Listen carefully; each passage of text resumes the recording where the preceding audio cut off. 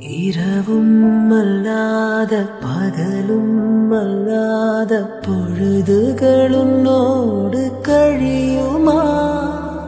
தொடவும் கூடாத படவும் கூடாத இடை